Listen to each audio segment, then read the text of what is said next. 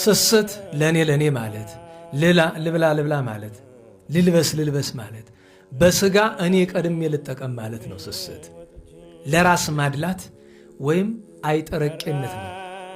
ሆዱ አልሞላ ሲል ሰው ችግር ነው። የሰው ልጅ በዚህ ዓለም የፈለገውን ቢሰበስብ የሚያስፈልገው የዕለት ጉርስ ያመትለስ ብቻ። ይቺ ዓለም ብዙ ድሃ ያለበት ምክንያት ድሆች ሰነፎች ስለሆኑ አይደለም። ገንዘብ ያገኙ ሰዎች የገንዘባቸውን ምንጭ ትጋታቸው እንደሆነ ሲነግሩን እኔ ማሳዘን ብቻ አይደለም ትንሽ ያስቃል ማለት። በትጋት ሀብት ያገኙ ሰዎች ዛሬ ሀብታም ከሚባሉ ሰዎች በፐርሰንት 10-20% አይሞሉም። ምክንያቱም ለጊዜ የምነግራችሁ ምሳሌ አለ አይደል? ከአንድ የድርጅት ባለቤትና ከአንድ የቀን ሰራተኛ በትጋት ማን ይበልጣል? ማን ብዙ ይደክማል? የቀን ሰራተኛው ይደክማል አይደለም? ማን ነው ግን የተሻለውን ገቢ የሚያገኘው? አሰሪው። አስባችሁታል? በቀን 1 ሚሊዮን ብር የሚያተርፍ ባለ ሀብት ቢኖር የቀን ሰራተኛው 1000 ብር 2000 ብር ሊሰጠው ይችላል። የዚህ ዓለም የረሃብ የድህነት ምንጩ ስስት ነው፣ ስግብግብነት ነው። እያችሁ የዕለት ጉርስ የዓመት ልብስ ይበቃኛል ብንል አሁን ዓለም ላይ እግዚአብሔር የፈጠረው ሀብት አሁን ያለውን ህዝብ ብቻ አይደለም፣ አሁን ካለው ብዙ እጥፍ ይመግባል። አይመግብም? ይመግባል። አንድ ባለ ሀብት $1 ቢሊዮን አለው እንበል። በእኛ ብታሰሉት ወደ ከ150 እስከ 200 ቢሊዮን ብር ማለት ነው። ምን ያደርግለታል? አንዲት እናት ለልጇ የምታበላው አታ ፀሐይ የመታት ድንች ስትሸጥ ትውላለች። አንዲቱ እናት ደግሞ ልጄን በምን ላዝናናው ብላ የግል አውሮፕላን ተከራይታ ስታዞረው ትውላለች።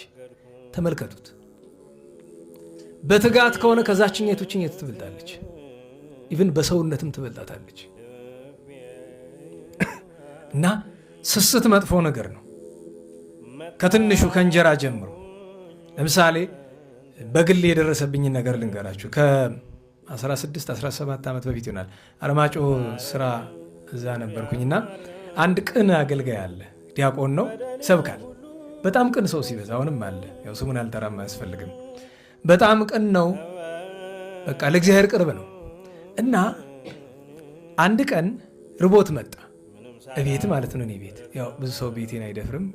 2-3 ሰዎች ብቻ ነው የሚመጡ። እነሱም በወር በ2 ወር አንዴ ነው። እና መጥቶ እባክህ ምግብ ካለ አብላኝ አለ። አለ ምግብ መኖር አለ።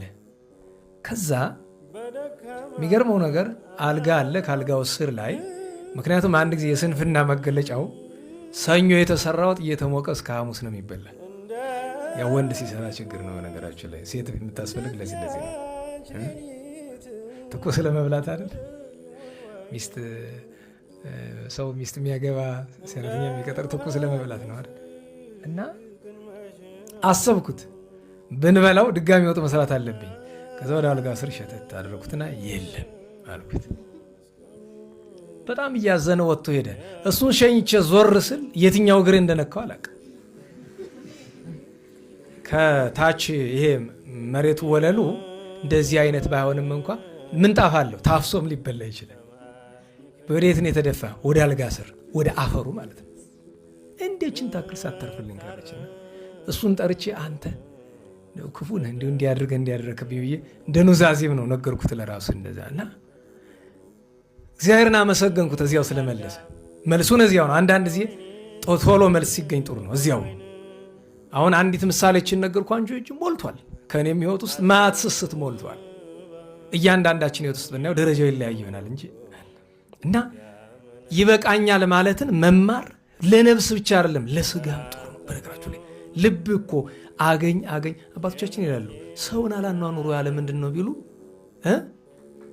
እከብር ባይለብለ ገንዘቡን አገኝ ማለት የሆነ ነገርን አገኝ ማለት በቃኝ፣ ልብሱም በቃኝ ያለኝ፣ ጉርሱም ያለኝ በቃኝ ማለት ጥሩ።